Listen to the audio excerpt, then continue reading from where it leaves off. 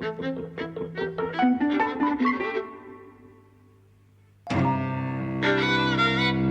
and welcome to Eavesdropping at the Movies. I'm Mike. And I'm Jose. And today we're talking about Nope. Yes. Much anticipated. Writer-director Jordan Peele's third film. So he was in a double act with Keegan-Michael Key. And they were great on TV, comedy partnership. And then he made Get Out, which had its laughs, but was a horror movie kind of shot through with satire about a kind of black experience among white Americans, as it were. And people absolutely loved it. It was like this zeitgeist film, really caught people's attention. And from then on, immediately, it was, what's he going to do next? And what he did next was Us, which we did on the podcast, which was probably more ambitious. You know, I mean, he had probably a bigger budget to play with for one thing, which helped. I don't remember. I think we liked it. I haven't listened back to that podcast. I think we maybe felt that it didn't quite conceptually hang together as well as Get Out did, but it was still a really interesting film. Here we've got Nope. So Nope kind of, it goes back to the title of Get Out in terms of it's what a character should be saying when they're faced with a horror in a horror film. In this case, I mean, this is more of a millennial kind of response. Get Out is run away, and this is, I'm just going to shut my eyes and, nope, I'm not having it. I'm not paying attention to this. And indeed, that's kind of a bit of a response that we see from characters in this film. But a much more interesting kind of set of responses that we get from the characters is this horrific thing that's happening is an opportunity. There's money to be made here. Actually, that is what I really despised about the film. Yeah? Yeah. Well, let's say right now, I think spoiler territory will be coming up. It's a film that, you know, you may have seen bits and pieces in the trailers, but it's not really explained in the trailers, and indeed it has surprises and so on. We are going to be talking about all those things right away, I think. I think it's indicative of the corrosiveness and the kind of immorality in American culture at the moment. That, you know, aliens are eating people left and right, and all you can think of is about how you're going to make your fortune by going on to Oprah. I just thought that was despicable. Well, I think it's clearly the project of the film to be talking about that, because it's talking about it non-stop. This kind of turning horrific events and tragedies into money, into, you know, commodifying them. The film starts off. Well, the thing is, I think that it's a satirical project, or not, maybe not satirical, but it has a critical eye on that. Except that I don't think it kind of comes full. The messaging ends up being they did get away with it. And also, you know, it's the protagonists who are doing that, so it's not as if that is the project, let's say, of the world they live in, but they are the protagonists are critical of it, or you know, or combating, or at least looking out so that other people don't get killed. I mean, here are two protagonists who are clearly a very loving brother and sister pairing. You know, they actually don't care about any of the other people getting, you know, eaten up by, you know, this monster. Yeah. Right? I mean, you know, there are times where the engineer could be a threat, you know, the cameraman could be a threat. Right, like, you know, there isn't a discussion saying, you know, this could be a real danger for you. But you might want to make money. I mean, I think it's kind of assumed that everyone in this film, everyone in the world that it presents, is in it to make money somehow. But isn't that what is disgusting and despicable about neoliberal culture, particularly in its American manifestation? Yeah, but I mean, I think that is kind of what the film is very deliberately. I don't think it's an accident that it's saying that, and I don't think it wishes to be seen to be espousing it. I think it's espousing it. But I do think it kind of is, because like I say, although some people do die, for the Stephen Yeun character, for instance, you know, he dies, and he's the one who, I think, really cements the theme of I'm making money off this thing because he's sacrificing horses to this alien in front of an audience to make money. Not only that, but he's also been profiting off this tragedy that happened when he was a child. He was a child actor, and this a chimp on set went mad and killed everybody apart from him, and he's been profiting off that ever since. So he's like that scene where he does the show is kind of, I think it's a really linchpin key scene to the whole film, understanding this theme. He buys the farm, right? He goes. So, you're thinking, okay, well, it's critical of the kind of person who would do this. But then, as you say, these people survive this, and they get the photos that they're looking for in the end. I really don't think it's critical, because part of the background story of, of that guy is that they had an immense success, but it only lasted a year and a half, and really, kind of that ruined his life and his career, and he's had to kind of make a life the way that ex-celebrities often do by exploiting their past celebrity, right? So, I mean, to me, the film doesn't even seem critical of that. That's just, the situation the guy has fallen into. He's got a loving wife. He's got kids. They're trying to make a living. I don't see... If there's a critique, I missed it. Yeah, well, I think in a kind of roundabout way, that's what I'm saying, is I think it doesn't go far enough. It sets all this up. It sets up these very clear connections between tragedy and commerce, essentially. I mean, the dad of the brother and sister we see die right at the start of the film, the alien kind of first appears, is killed with a coin in his head. That's tragedy and money Sure. right in one thing. So it's definitely very knowledgeably and deliberately combining these things and building this world in which they go together. But it doesn't then... I don't think it either critiques it or really supports it. It just says, this is this world. I know, but that is my problem with it. Yeah. Yeah, that kind of... No, that is the world, and it can't see beyond that world, and, kind of it sees no problem, no kind of lack of ethics in this brother and sister trying to profit, off of the situation that they find themselves in, even if it might be at the expense of several people losing their life. I think in a film of the 1950s, you have aliens, and the first thing you do is call the authorities, right? You trust in the state, or you call the army, or right, like kind of, so the state is like a safeguard against these things. Now there doesn't even seem to be even a worry that this thing that they can't explain, they don't know what its powers are, kind of, it might destroy the world for all you know. They don't seem to care about that at all. No, I'm saying it. So, I think it's... that is what it is, and the film doesn't have a further word to say about it. It's just now we follow these characters as they try and make money off it. Yeah, so I think it's a seriously flawed film. But let's move on to other things, because I also felt the actors were very poorly directed. So I loved Daniel Kaluuya. I love him, but here I think it's the way he was directed. Because he's almost like so dour and surly throughout, but like excessively so, and then even I thought his comic timing was like a bit off. Yeah, that kind of, so I mean, he got laughs out of a few things, but it was almost like the gap lasted a bit too long. And I thought she, who initially seems to bring all this energy, Keke Palmer, into the film, it was just too excessive through most of the film, I thought. The playing. And I thought that was the director's problem and not the actress. Particularly to have Daniel Kaluuya play such an inexpressive character is a problem, because he's so capable of doing more than he's given to do in this film. Yeah. I mean, I didn't agree with you about the comic timing. I thought I liked those moments, but they are few and far between. There's one moment in particular I think you're thinking of is when he goes to get out his car, and then he goes, "No, not happening." And he closes, and I like that. I think I liked it as well. You thought it could have been better? I felt they almost lost the laugh. Actually, Okay. Because it took so long, for that nope to happen. Yeah, sure. And the Keke Palmer, I think, is...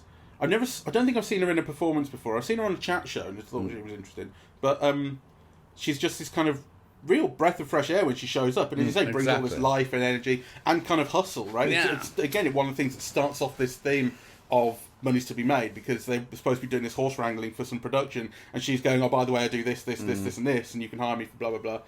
I mean, I also thought it was interesting that...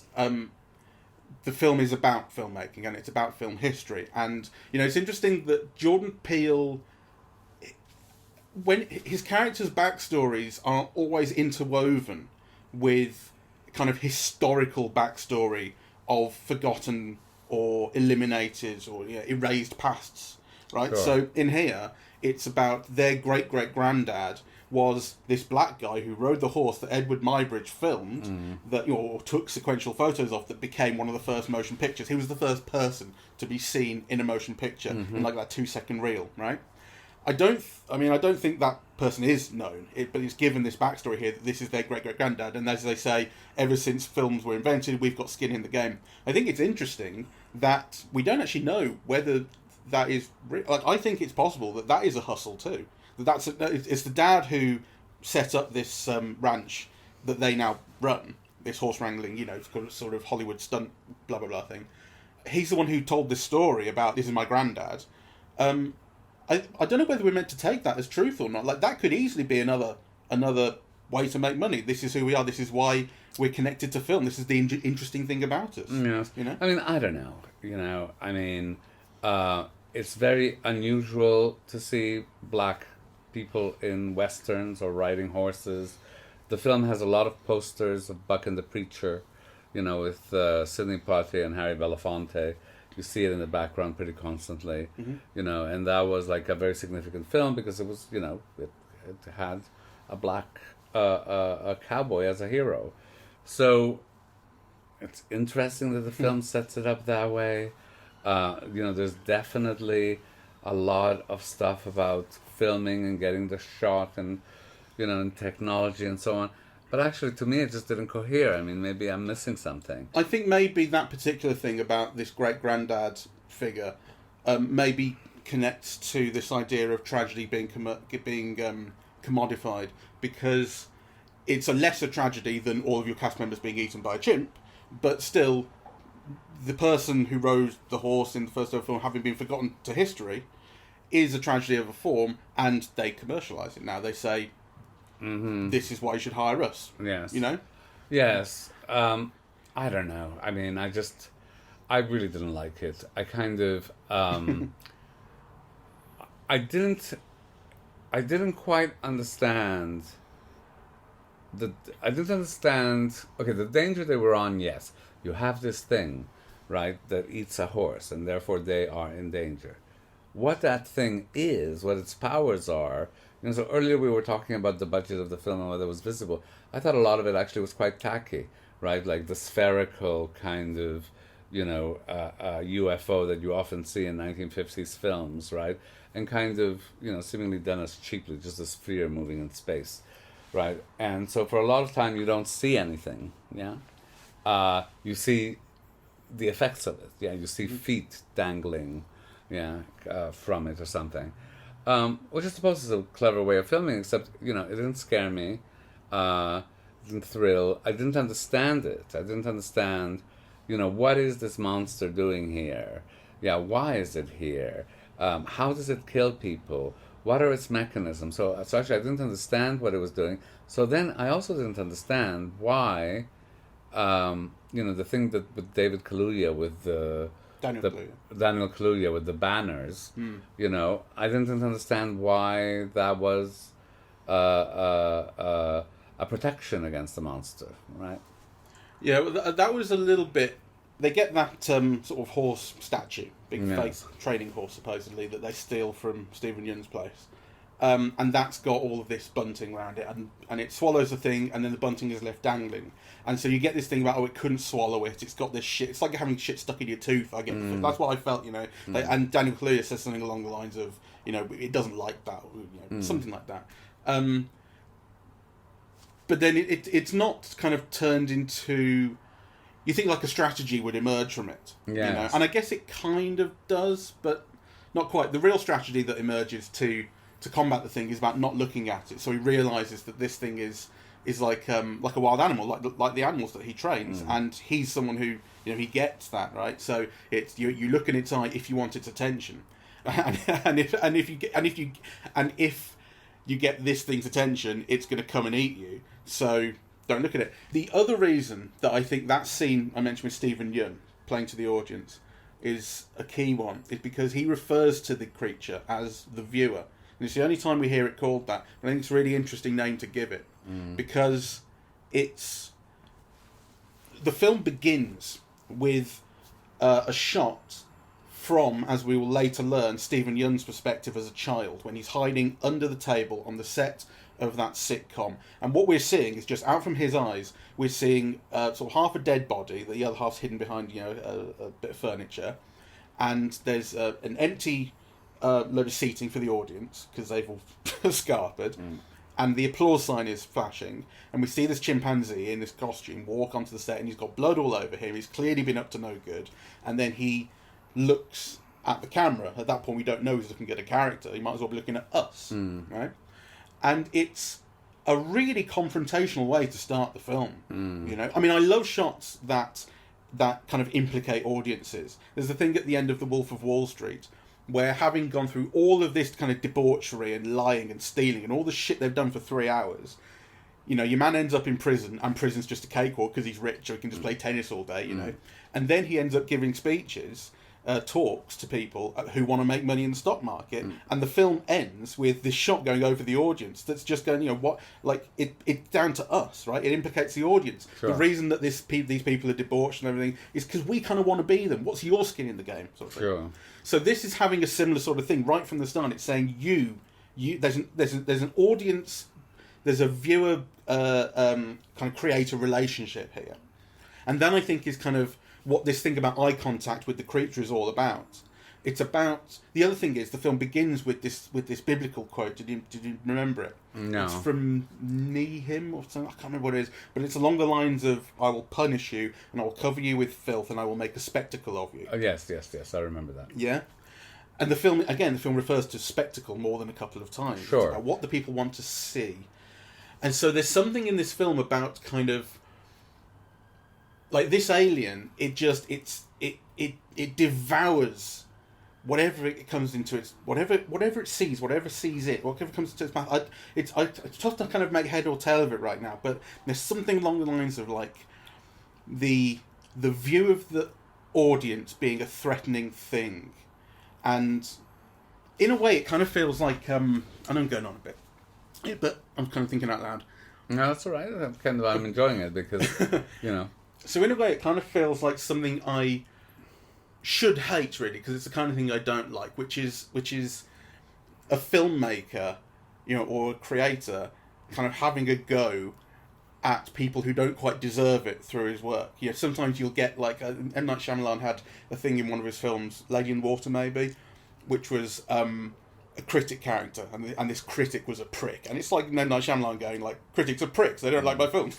And there's something here about like the audience expectation on Jordan Peele is so elevated that it's a kind of pressure, but he also sees the audience as something that can devour. There's another line, I really remember this scene with Stephen Yeun in the middle. There's another line that he says about the alien, says it to that audience, which is something along the lines of, "I think it trusts me. If it didn't, I don't think we'd all be here." Which in context means, you know, like, this alien likes me, I get on with it, and we can make money off it. You wouldn't be here to help me make money. Yeah, that sort of thing. There wouldn't be an audience for this. But outside of that context, it kind of feels like Jordan Peele speaking about his audience and their expectations and the hype and everything that people are looking forward to his next thing, saying, they trust me. If they didn't, I wouldn't be here. But there's also a threat to it. The threat is that they could come and devour me and kill me. Well, let me tell you, they're going to devour and kill him unless he comes up with something better next time. Yeah, you know, thank you for stopping me.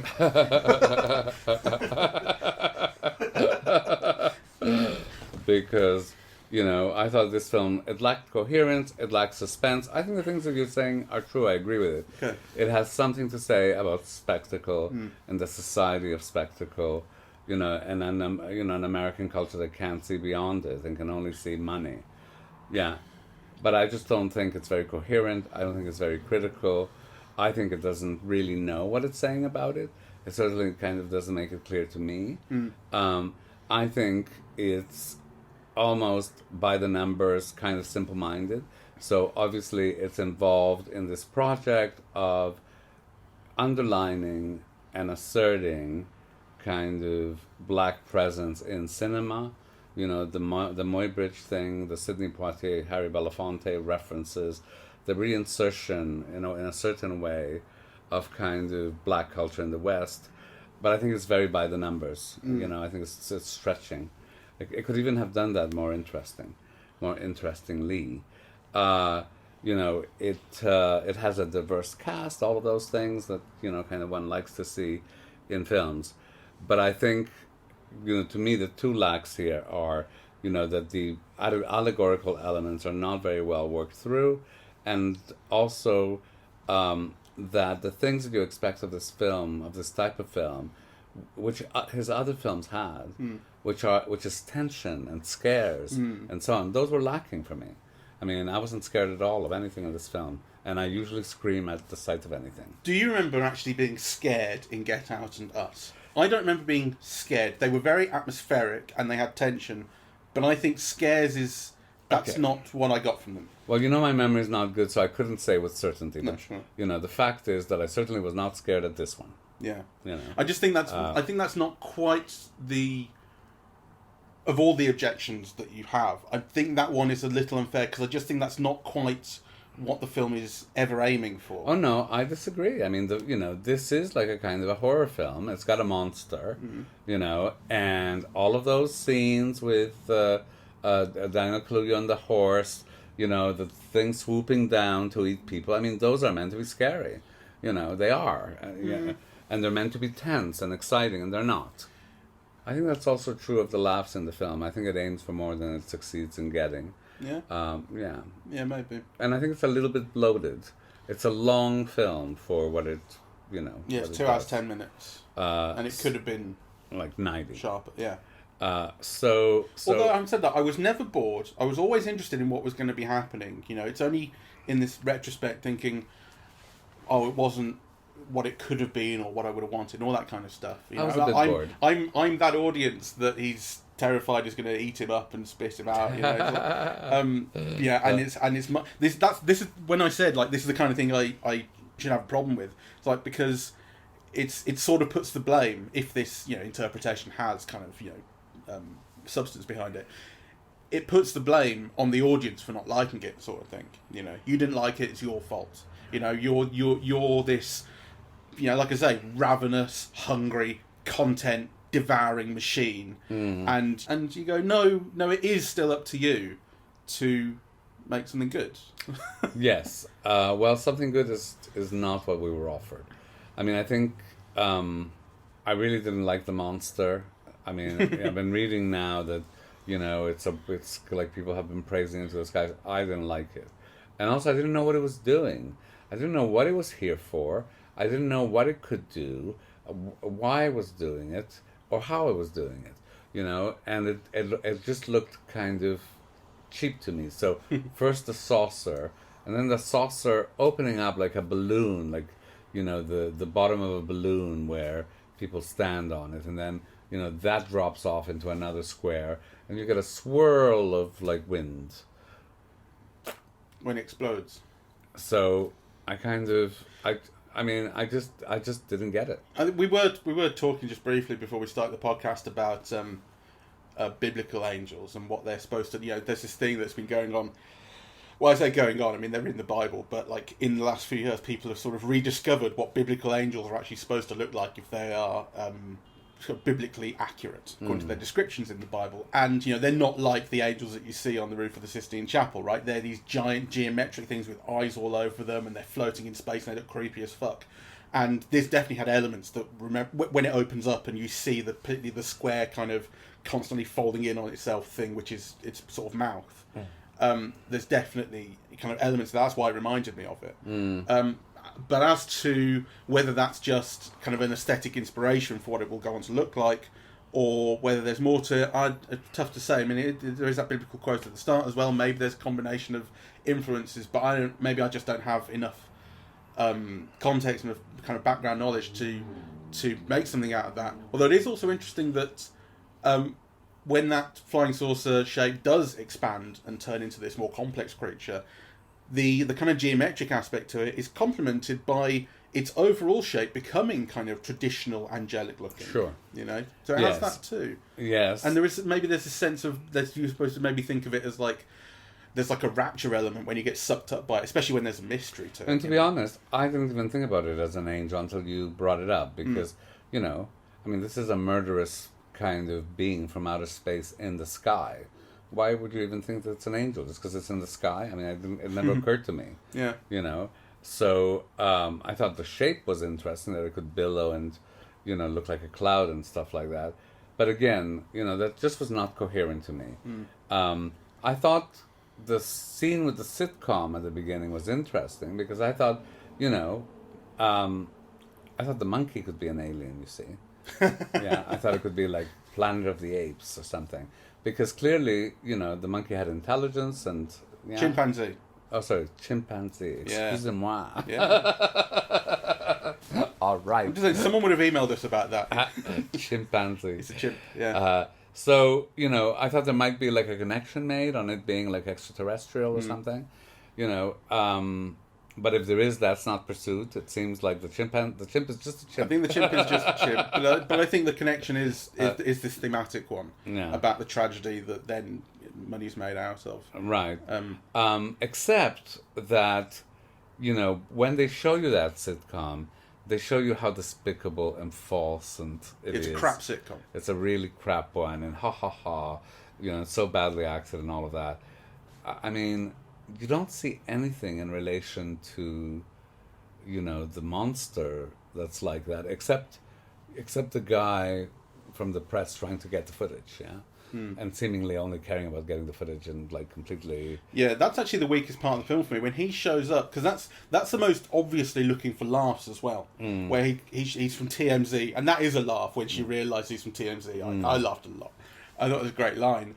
But then, he gets injured and he's about to get eaten, all this, and they know how dangerous the situation is, and he seems not quite to have clocked it, because he's constantly saying, why aren't you filming this? Why aren't you taking a photo? Don't help me, take a photo of me. And you're thinking, that is too far over the...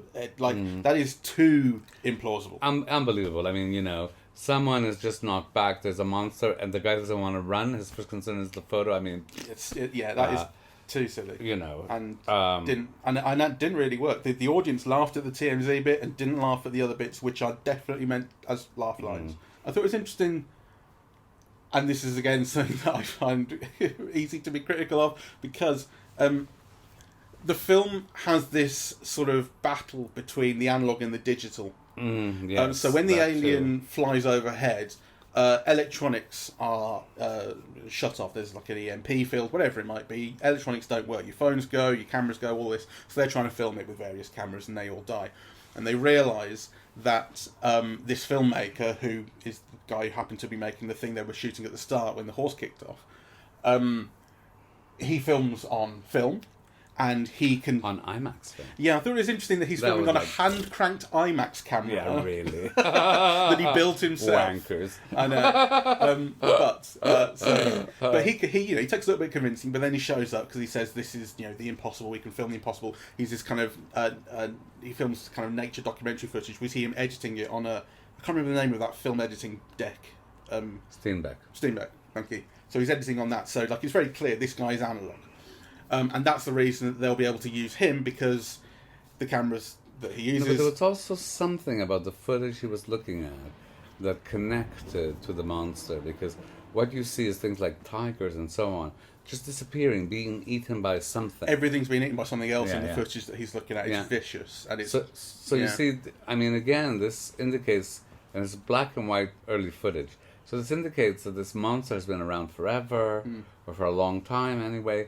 I mean, it could be the key to something. None of that is explored in the film, and certainly not of the social or planetary dangers, right? Like, I didn't think it spoke about the monster being having been around for a long time. I thought it referred more, or kind of linked more to the idea of nature kind of warring upon itself, or Well, no, I mean, I thought it connected to the monster because these tigers and so on were disappearing in the same way, right? Were they?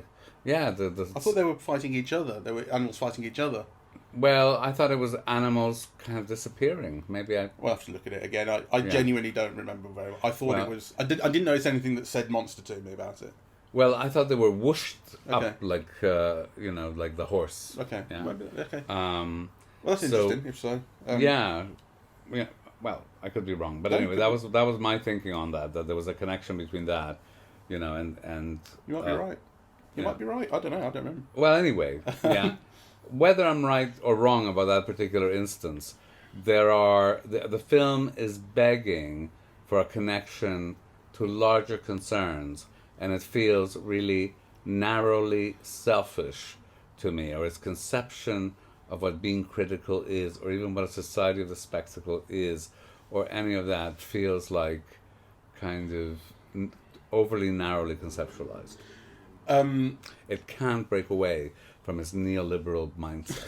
Well, let me just finish the thing about this analog versus digital thing, because what it comes to is essentially analog kind of wins the day. It's what's able to capture the footage. Ultimately, the image that they finally are able to make is done by an analog camera that's in this well that shoots upwards, that you're supposed to, like, you know, take a photo of yourself winking it into this well at this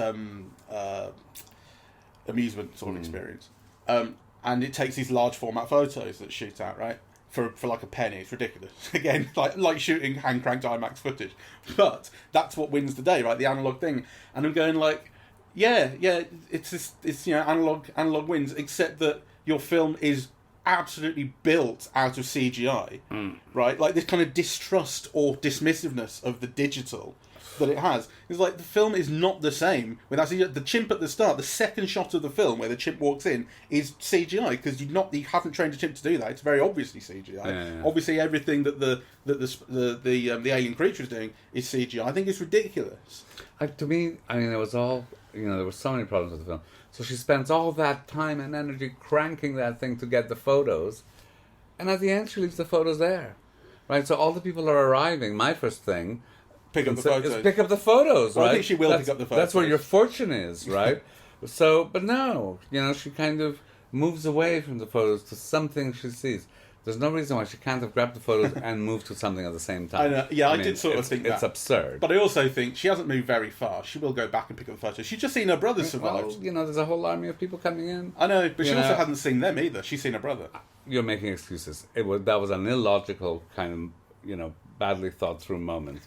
And the other thing that really pissed me off, because I think it has other resonances, is, of course, you know, the sister looks, smiles. We don't know what she's smiling at, but we do know, really, it's her brother, right? Well, we see him. Later. Oh, right, sorry, okay. Because, you know, you see her looking, she smiles, and then you see this cloud, and then, you know, you go back to her, and then you see it's him, which really is too much, right? And then I also thought, you know, that had like a brother-sister connotations, again, in black culture. It's not just literally a brother and sister, but it's, yeah, kind of... As in, like, the slang term, my brother, my sister. Yeah, it's basically like black people, right? And I just kind of...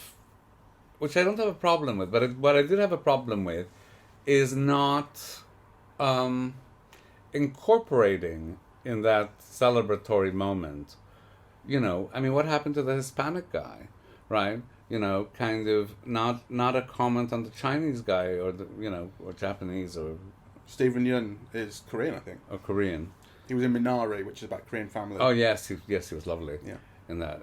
He's just been devoured. His whole family has been devoured. Like, you know, it's like it doesn't matter, really. You know, so kind of brother and sister, like, on the horse and, you know, on Oprah afterwards. And what about everybody else? Well, the Hispanic fella did survive. We saw him get up. I know, but we saw him wrapped up in... Barbed wire. I mean, not even a thought, might he need an ambulance? Right? Like, no, fuck him. Right? Like, yeah. But the film does, the film does cut to black, sort of. I mean, you're saying, like, she leaves the photos. It's like, in the sort of 10 seconds after cutting to black, I reckon she went and picked him up. You know? Well... It's just the film ending with brother and sister, and he's alive still. And the problem is it doesn't have the emotional payoff that I think it wants to. Well, I'm beginning to wonder if the director, you know, what kind of an understanding of people, and also of audiences he has, you know, because I think a better director would have worked through audience expectations better. Yeah, kind of, because I mean, there are things I think here that anybody who's human would have reservations about, you know, really. I mean, I think, you know, to not care about, you know, what are main protagonists in the film. Yeah, you know, the Hispanic guy is like, you know, he goes to help them, he sets up all their equipment, he's there with them, you know, in this night of terror. I mean, really, he doesn't deserve some inclusion or sympathy or, like, I thought that was emotionally off, you know. Also, I thought the way that the cinematographer was conceived, was conceptualized as like, this kind of stoner dude, special, was just like such a cliche, and I really disliked that. Who's the actor again? Stephen Young. That he wasn't given more sympathy. I mean, the guy's been swallowed up. His whole family's been swallowed up. You see his 3 kids. I mean, and like, bye.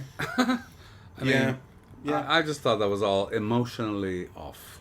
Well, the thing is, if the film was going for a critical messaging of commercialization sort of culture, then he is the character who would deserve no sympathy because he is the kind of key. I don't agree with that. I don't agree with that because he is the victim of it. He's not just someone who's trying to exploit it.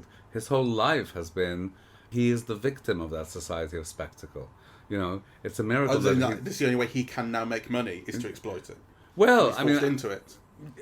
I mean, I think basically you're given all this background story about how he was a child actor and he witnessed this incredibly traumatic experience where his co-star basically killed everyone around him and ate bits of them, right?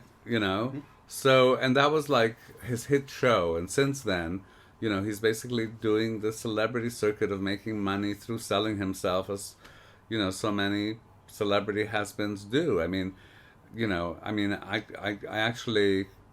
I personally don't see anything wrong with that. I mean, the only thing wrong that you find later is that he's feeding horses. Yeah. Which, of all of things that, could be terrible in, Trumpian America, that is not the worst, So someone who is the victim of that and who's living within the bounds of that. I mean, also, if you wanted to kill him off, then why introduce his wife and his children? Yeah. I just thought it's an emotionally stunted film. And his former co-star, who, is in a wheelchair and has got a veil over, and we see glimpses of her eaten up face by the chimp, and I don't really. I don't understand why that's there. Yeah, is that meant to be played for laughs or? Yeah, I don't get it. I thought it might have been played for laughs, and then you think, no, it's not really. No. But the way that the veil lifts up and you see, like, the half-eaten face. Yeah. It's played for a certain kind of horror in that respect. You see this horrifically disfigured face, but I couldn't decide whether to laugh. I wasn't sure where that was going. There's something in the film around myth making. I think it's interesting that the film is set in essentially it's kind of a western, right? Not in the classic sense, but this is ranches, California, the West, all this kind of stuff. I mean, basically, the alien, I was thinking constantly throughout, looks like a cowboy hat. I thought, from underneath, it looked like a wide-brimmed, it has an element of that. And it's interesting that, we're focusing on 2 black people in the Wild West, making money in the Wild West and so on. It's like, there's something about, there's something about the outsider in the West. And because it's interesting that, there's kind of one of the stories of the Wild West, which is not the story that is mostly told by American myth-making and storytelling about it, is the idea of the white people being the aliens to this land and taking it and invading and taking it over, right? And also, there's no indigenous people. Right. Yeah, it's just weirdly conceptualized, really. But there's also this thing. And then the figure of the cowboy who really kills the Indian is the white balloon cowboy. Yeah. The white balloon cowboy kills the invader in the end, and saves the day. I mean, but in a way, it's a sort of, it's full of hot air. So maybe that's another metaphor. I think we're really stretching for significance here. But the other elements of the myth making, I hadn't thought about that. It's interesting. The thing that really struck me is this thing about the shoe that stands up. Yes. Which we see a couple of times because it's in that chimpanzee killing everybody scene. One of the shoes of the dead person, I think it's the mother, must be. Who we see lying on the ground, this shoe is on its own. It's just stood up on its tip. And there's something that Daniel Kaluuya, I think, says at one point about bad miracles. It's like it has this feeling of this miraculous thing, but it's also, we only see that from Stephen Yeun's perspective, the child Stephen Yeun character. So is that something as he remembers it, because what he also remembers then is he remembers the chimpanzee noticing him under the table, approaching him, and going for this fist bump. He says, we had this fist bump on TV that was the first exploding fist bump, which is a funny joke. I laughed. But again, is that another form of his remembering it wrong, or remembering it in a different way and making a myth out of it? I don't know, but you then have the shoe in his office, which he stood up on its end, and which he normally only lets people see for $50,000. He says, money people I'd normally charge for this, which again is anyway. So I found it very unsatisfying. The last thing is, and it's been on I love this, is it's something that is harder and harder for films to kind of cope with these days, because CGI has got better and more accessible to people, is there's this thing about getting the image of the alien and be able to charge money for it, and we've got this alien, it'll make us a fortune, and so on. And what they do is they get this footage of the cloud, because they set up these security cameras, and what's realised actually by the Hispanic fella, Angel, I was surprised at no point he corrected him and said Angel, but maybe his name is Angel. Well, maybe that's what it's called, yes.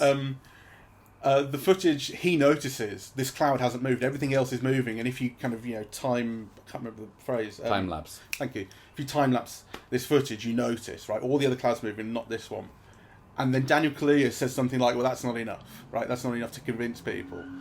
And I was thinking, like, it doesn't matter what you get. This photo that she ends up getting, which you see the alien eating the balloon, that's not going to be enough, because what they don't say is you can do anything with CGI. Anyone can invent this, and the reason that we know that is because we're watching the film where it's been done. Done in CGI, exactly. But they can't bring that up, because it would sort of, I don't know, would it call all that attention to the artifice of it and take you out of what you're supposed to be believing about it? But it is just the fact that no one will ever believe this. I think this is where I think it's just not a very intelligent film, right? So I think, the whole racial thing is by numbers. The whole society of the spectacle thing is also not thought through in a sophisticated manner. And then kind of this last thing is also a problem.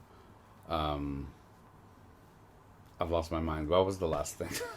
About the fact that anyone can do anything with CGI. Oh, of course. Yeah. So, this thing about, because it does set up that thing about CGI and analog, and it sets up, the thing about electricity and being without electricity and being dependent on electricity. Yeah. So that's not thought through kind of in a complex manner either.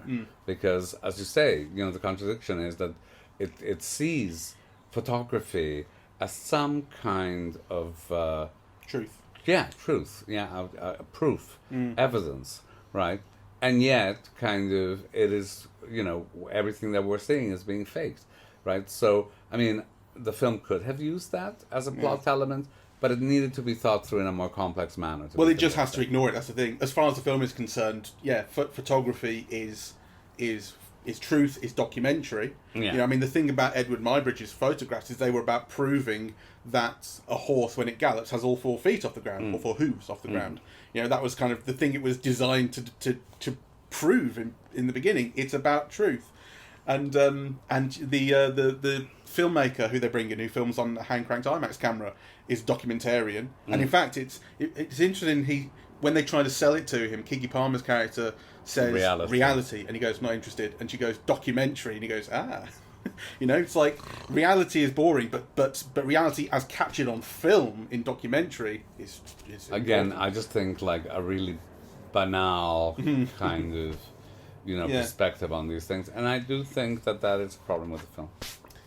Yeah, it's a film with many problems. I still kind of enjoyed it being in the moment. I thought it looked pretty, and I liked how it looked, and it's it uses all this kind of large format looking, sort of shallow focus, kind of out of focus background, and there's something about the way that Daniel Kaluuya's face always looks in those shots that's just captivating, magnetic, even when he's playing a character who's not very interesting. I mean, I think I don't like the character that he's playing, the way that it's conceptualized, and actually I don't like the way that he's directed to play it. Nonetheless, he's a star. You can't keep your eyes off him, and he's the most interesting thing about the film still. And and I liked all the sort of location photography. I liked it, so I'm going to take that away with me. I liked it more on an IMAX screen, which we saw on digital IMAX, than I would have on a boring screen. So there's that. I think it's a film that has an eye for an image. I think he's a director who has an eye for an image and an eye for something striking visually, and that has not been lost in this. I don't think it adds up to enough. I think overall the film is a failure, and it's certainly his least. Well, no, it is, and it's certainly his least interesting. Although there's a conversation to be had about it, but the conversation is all about why it's not good enough.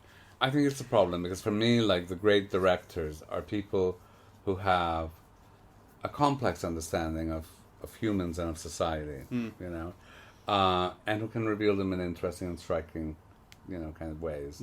Yeah. This doesn't strike me as the work of someone who's got a complex understanding of the world we live in. And he seems to have very little empathy for people. Yeah. So, it's kind of doesn't bode well. There's one more little thing that I liked, which was it's a very little thing, but it's again it goes back to old time filmmaking stuff, which is when I think it's maybe the second kind of encounter with the alien. Daniel Kaluuya's hiding in that barn, and the horse is running around outside, and the camera's panning round to follow it, and there's all these slats, so there's like these vertical gaps between. Yes, I like that. But that is. And we track the horse beyond them, right? And it has the look of the zoetrope, which again is early motion picture kind of. Yes, that's very clever of you. Yes, now that you mention it, of course it does, and I'm sure it was very deliberate. And the fact that it's a horse galloping, which again is the first thing that was filmed. Yeah. I think it's all built-in reference. I'm sure that was very deliberate. It's just there for the people who like film history. But I noticed that, and I thought it was cute. I liked it. Good. All right. Well, thank you very much for listening. We are eavesdropping at the movies, and we are on Apple Podcasts, Audible, Google Podcasts, Spotify, SoundCloud, and YouTube. On social media, we're on Facebook and Twitter at Eavesdrop Movies, and the website is eavesdroppingatthemovies.com. Thank you very much for listening. Bye bye.